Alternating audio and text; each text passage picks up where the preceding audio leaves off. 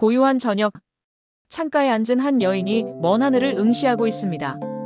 그녀의 눈은 익숙한 그리움으로 가득 차 있지만 그 속에는 왠지 모를 불안과 허전함도 함께 깃들어 있습니다. 그녀는 평생을 자식을 위해 살아온 한 명의 어머니입니다. 새벽잠을 설쳐가며 아이의 도시락을 쌌고 한겨울 추위에도 아이를 기다리며 문을 지켰습니다. 아이가 아플 때면 밤새도록 이마를 짚었고 아이가 기뻐할 때면 세상 그 무엇보다 행복했습니다. 그녀의 모든 시간과 감정은 오롯이 자식을 향해 있었습니다. 하지만 이제 아이는 어엿한 어른이 되어 그녀의 곁을 떠났습니다. 텅 빈 아이의 방을 보며 여인은 지난 날을 추억합니다. 때로는 행복한 미소로, 때로는 아련한 눈물로. 그녀의 삶의 전부였던 자식들이 이제는 각자의 길을 걷고 있습니다. 아이들의 삶에 더 이상 간섭할 수 없게 되자 그녀의 마음속에는 설명하기 힘든 공허함과 함께 자식을 향한 집착이라는 그림자가 드리워지기 시작했습니다. 수시로 걸던 전화를 멈추는 것이 쉽지 않고 아이들의 작은 행동 하나에도 마음이 쓰입니다. 이것이 사랑인지 집착인지 그녀 자신조차 알 수 없어 마음은 더욱 복잡해집니다.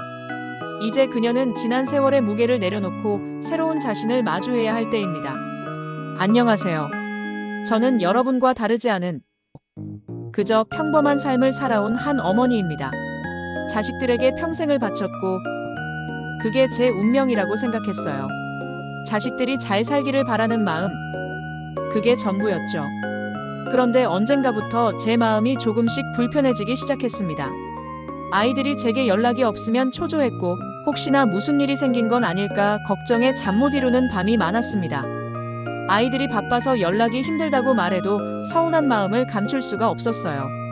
그런 제 자신을 보면서 내가 너무 집착하는 건가? 라는 생각이 들었습니다. 그러다 문득 오래전 읽었던 부처님 말씀이 떠올랐습니다. 모든 고통은 집착에서 비롯된다. 처음에는 이 말이 와닿지 않았어요. 자식에 대한 사랑이 어떻게 고통일 수 있지? 라고 생각했거든요. 그런데 곰곰이 생각해보니 제 걱정과 불안이 결국 제 마음을 갉아먹고 있다는 걸 깨달았습니다. 저는 자식을 사랑한다는 명분 아래 제 스스로를 힘들게 만들고 있었어요. 아이들의 삶을 제가 통제하려 하고 그들의 행복을 제가 만들어주려 한다는 오만함을 가지고 있었던 겁니다. 부처님은 인연을 말씀하셨습니다. 모든 존재는 잠시 만났다가 각자의 길을 가는 인연일 뿐이라고요. 자식과 저의 관계도 다르지 않다는 것을 인정해야만 했습니다. 한때는 한 몸이었지만 이제는 각자의 길을 걸어가는 독립된 존재라는 것을요. 자식이 어른이 되어가는 과정은 자연스러운 성장이며 부모의 역할은 그들이 자립할 수 있도록 돕고 뒤에서 묵묵히 응원하는 것이라는 걸 비로소 깨달았습니다. 자식의 인생을 대신 살아줄 수 없다는 사실을 받아들이는 것이 부모로서의 마지막 지혜라는 생각이 들었습니다. 아이들을 놓아주는 것이 저에게도 새로운 삶의 시작이었습니다.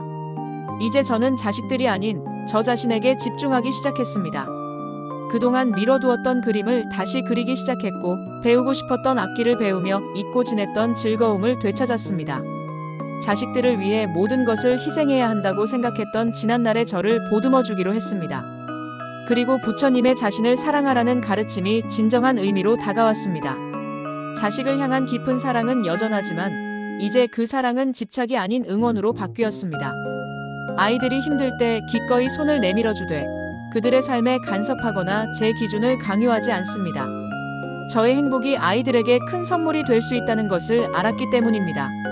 제가 저의 삶을 사랑하고 즐겁게 살 때 아이들 또한 마음 편히 자신의 삶을 꾸려나갈 수 있다는 것을요. 자식은 자식의 길을, 부모는 부모의 길을 걷습니다. 서로의 길을 존중하며 묵묵히 응원해주는 것, 그것이 가장 아름다운 관계라는 것을 깨달았습니다. 이제는 저의 삶을 사랑하며 새로운 저의 모습으로 다시 피어나려 합니다. 혹시 저와 같은 마음을 가진 분이 계시다면 용기를 내어보세요. 여러분의 삶도 그 무엇보다 소중합니다. 이 이야기가 여러분에게 작은 위로와 용기가 되기를 진심으로 바랍니다. 싱그러운 풀내음을 느끼며 제 마음속에 있는 불안과 집착을 하나씩 내려놓습니다.